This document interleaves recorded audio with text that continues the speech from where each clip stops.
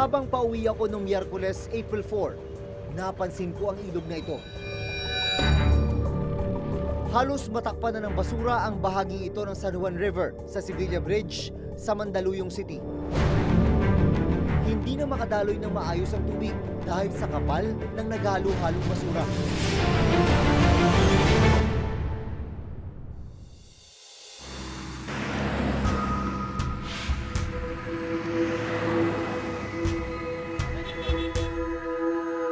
Makalipas ang 3 araw, binalikan ko ang Sevilla Bridge.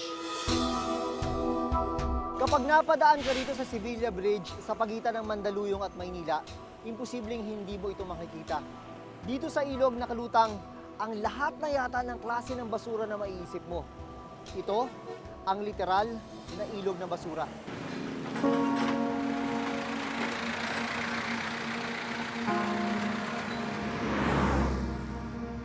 Sa gilid ng Sevilla Bridge, nakilala ko si Joel Pasao. Mahigit 20 taon nang nakatira sa gilid ng tulay. Nasaksihan daw niya kung paano lumala ang pagdami ng basura dito. Araw-araw yan, lagi kita marumi ang ilog. Lagi may basura. Maraming administrasyon na dumaan. Ganyan pa rin yung ilog niya. Kulay itim. Pero matatanda, kulay raw yan. Kapit ko yata yung tubig nung araw. Paninis daw nung araw. Dito na rin daw kasi nagtatapon ng basura ang ilang residente sa lugar. Nasanay na, nakasanayan ko na eh. Araw-araw, ganyan. Kada labas ako, papasok, ganyan pa rin. Sanay na rin ako. Parang nga hindi nauubos yung basura, merong inaagos eh.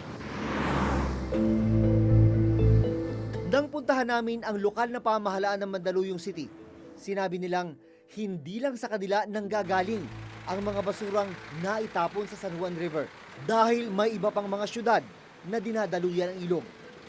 Hindi ho namin tinatanggi, parte ang Mandaluyong nung ibang mga duming nanggagaling doon. Pero kung pag-aaralan po ang kahabaan ng San Juan River, halos kulang-kulang 1 kilometro lang po ang nasasakupan ng Mandaluyong City sa San Juan River. Ang San Juan River dumadaloy sa 4 na syudad sa Metro Manila, kabilang na ang Mandaluyong City, San Juan City, Quezon City at Maynila. Nang baybayin namin ang ilog, may ilan di mga gusali na dito direktang nagtatapon ng dumi. Nitong Martes, ilang tauhan ng MMDA ang naabutan naming naglilinis sa ilog. Pero marami-rami pa ang kailangang linisin. Hindi nila natapos ngayong araw ang paglilinis sa ilog. Meron pong nilatag na programa doon para i-trap yung mga floating waste accumulated along San Juan River. Doon po ang pinakamababang elevasyon na pwedeng maaari namin na hanguin ang mga basura na naiipon along San Juan River.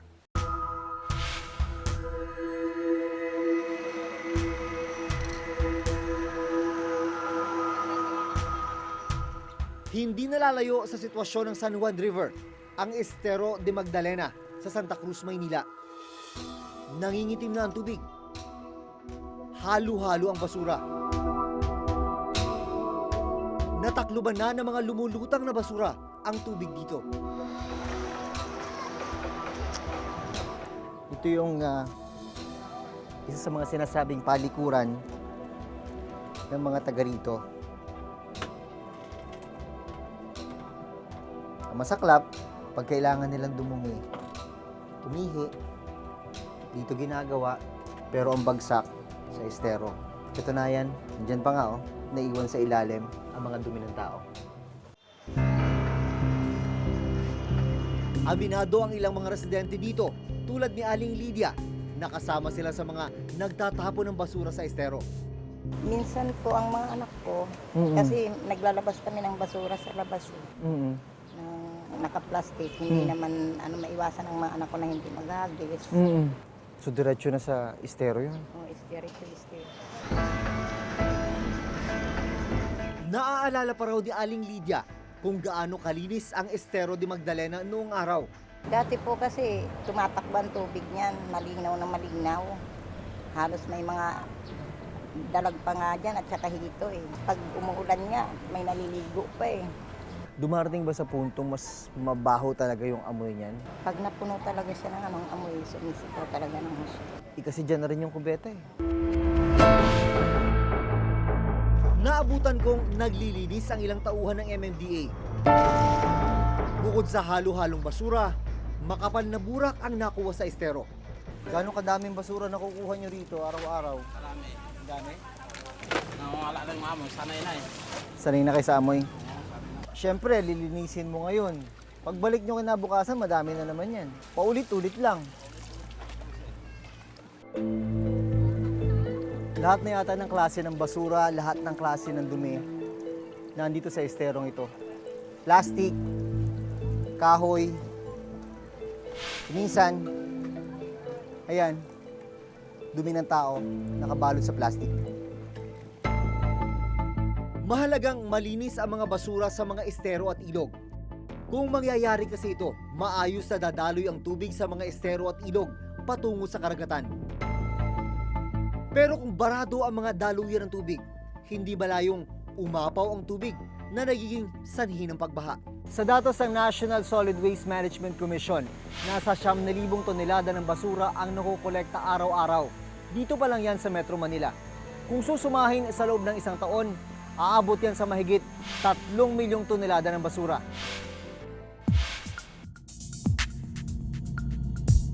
Ang mga naipon na basura sa Estero de Magdalena, dito muna sa pumping station sa Vitas Tondo, pansamantalang itinatambak.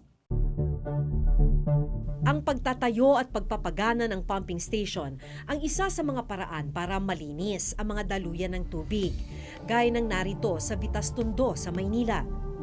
Ang papel ng pumping station ay siguruhin na hindi masyadong tataas yung level ng tubig sa ilog. Kasi kung hindi ma-pump out yung tubig papunta sa dagat, tataas yung level ng tubig sa ilog at dito na nagkakaroon ng pagbaha sa maraming bahagi ng Metro Manila. Ang problema, maraming pagkakataon na nasisira yung mga pumping station dahil sa sobrang dami ng basura.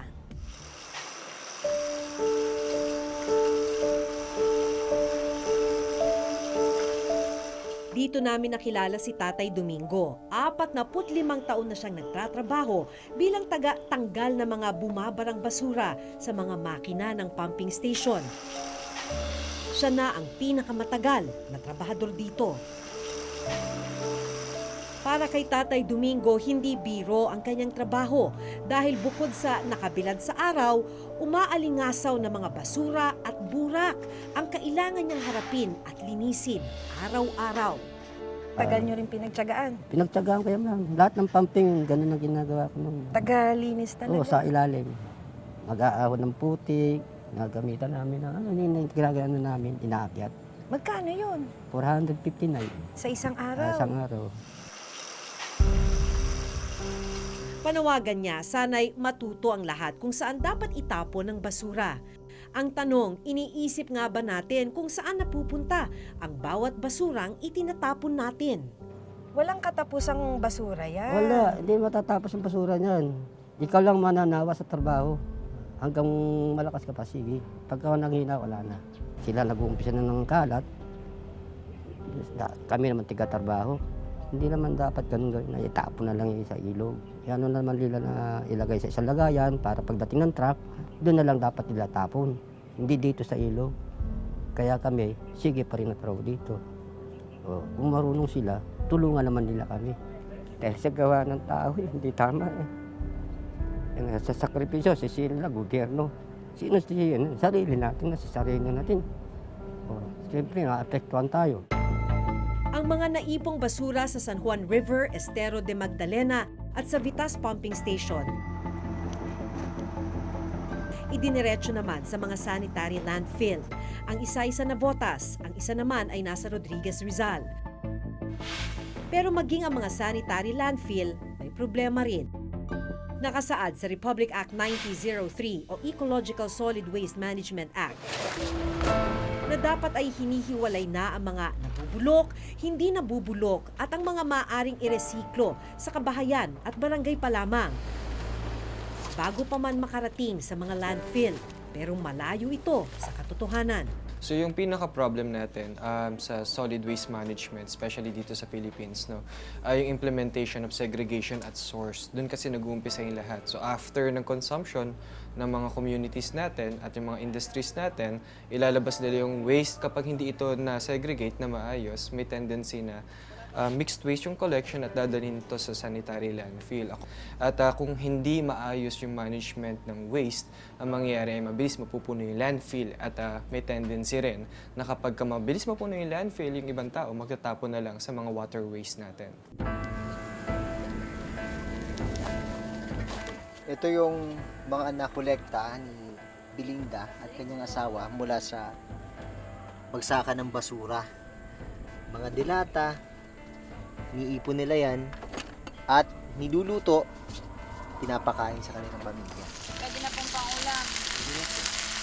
Sabi nila, wala naman doon pinagkaiba ito dun sa lasa ng mga nabibili sa tindahan eh.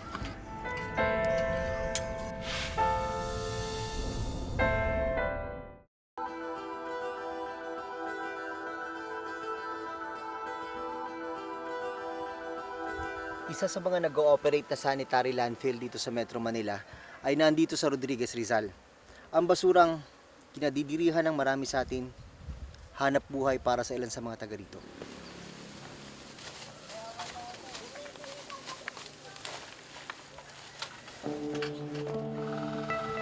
Para sa mga gaya ng mag-asawang sina Belinda at Jojo, biyaya nila itong maituturing. Mahigit 15 taon na silang nangangalakal sa landfill. Ang mga basurang nakukuha nila araw-araw ang bumubuhay at nagpapaaral sa aning nilang anak. Noong unang araw ko, pagbus ko na sako, may nakikita po ako ng mga aso, pusa, daga. Nandidiri po ako, pero hindi ko po yung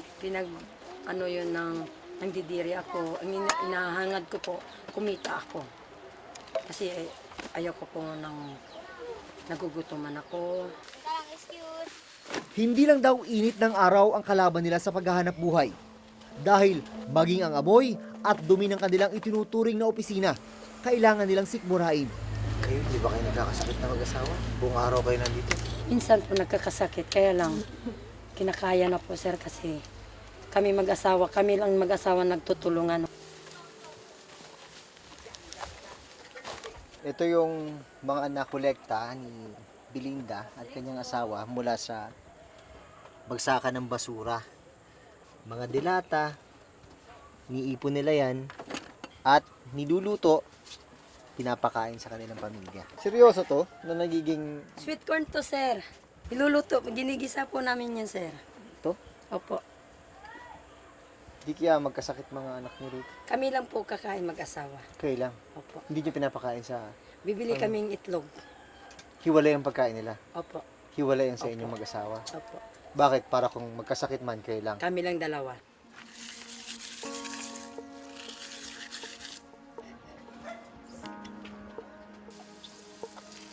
Pwede na pong pangulam. Masarap sir. To? Opo. Sa tingin mo lang sir kasi basura siya tignan. Oo. Pero, Totoo lang, mukhang... oo di ba? Pero, pwede naman siya sir.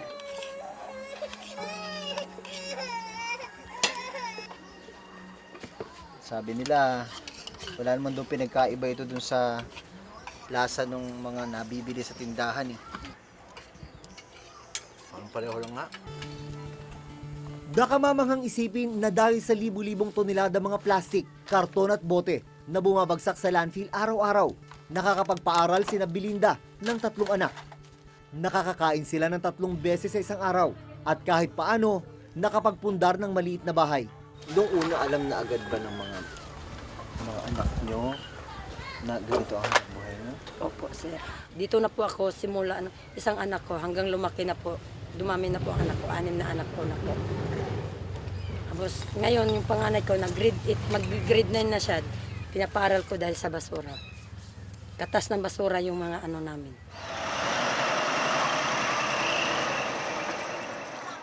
Nang araw na yon, nag-abang sila ng truck na masasabayan papuntang junk shop.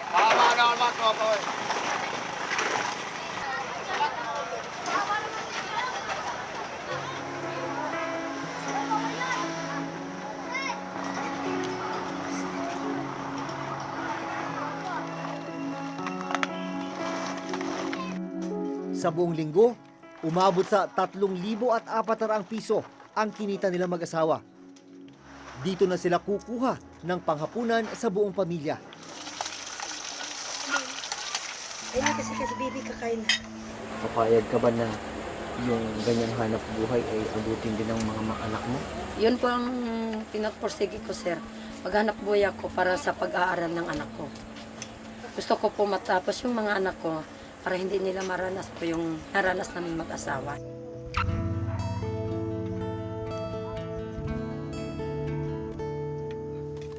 Kung mas maayos lang sana ang paraan ng pagtatapon natin ng basura, posible pa itong maging lehitimong industriya na pwedeng pagkunan ng kabuhayan ng karamihan. Ang mga problemang ito masasagot sana ng Ecological Solid Waste Management Act, pero hindi naman ay patutupad ng maayos ang batas. Sa dokumentong ito mula sa Senate Economic Planning Committee na inilabas nito lamang November 2017, as of 2016, nasa 403 ang bilang ng mga open dump sites sa buong bansa. Ito'y kahit mahigpit na ipinagbabawal ng Ecological Solid Waste Management Act. Sa buong bansa, nasa 180 naman ang operational SLF o sanitary landfill. 2 lang ang SLF na pinagdadalhan ng basura ng Metro Manila, ang nasa Rodriguez Rizal at ang nasa Navotas. Makailang ulit nang natalakay ng Reporter's Notebook ang mga open dump site sa iba't ibang bahagi ng bansa.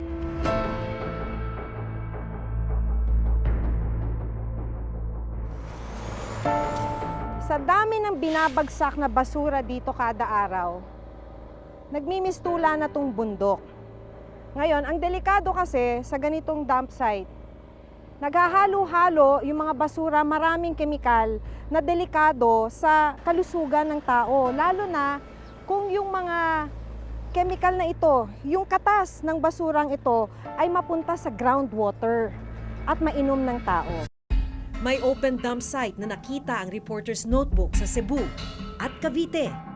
Mahigit 15 taon na mula nang maisabatas ang RA 9003, marami pa rin ang hindi sumusunod dito. Sa datos mula sa DENR, umabot sa halos 600 local government executives sa buong bansa ang inireklamo sa Ombudsman dahil sa paglabag sa RA 9003 o Solid Waste Management Act.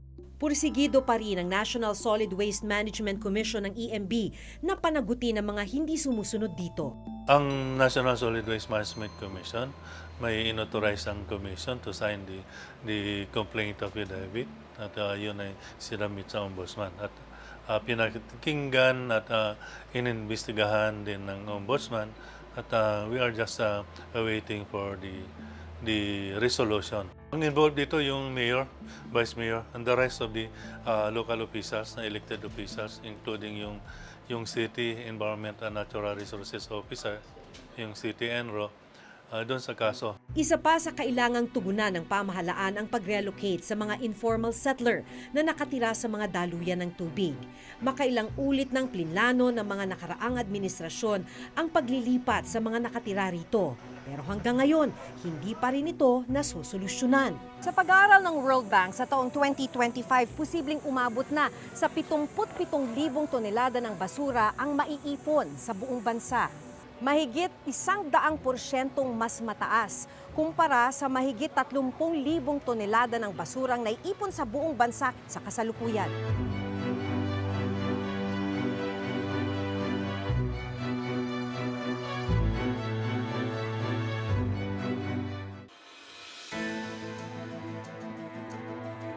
Sa sulat na ipinadala sa amin ng lokal na pamahalaan ng Maynila na nakakasakop sa Estero de Magdalena, sinabi nilang ang suliraning kinakaharap nila sa kasalukuyan ay ang kawalan ng disiplina ng mga tao at maling pagdidispose ng basura.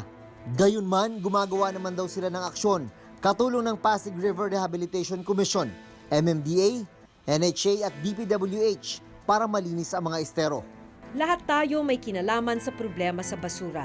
Sa susunod na magtatapon tayo ng basura, isipin natin kung saan ito mapupunta. Sa kamay ba ng mga gaya ni Mang Domingo o sa pamilya ni Belinda? Tandaan na bawat sektor at bawat isa sa atin may responsibilidad, lalo na ang mga tagapagpatupad ng batas. Hanggang sa susunod na Huwebes, ako si Maki Pulido. Ako si Jun Veneracion At ito ang nakatala sa aming Reporter's Reporter's Notebook. Notebook.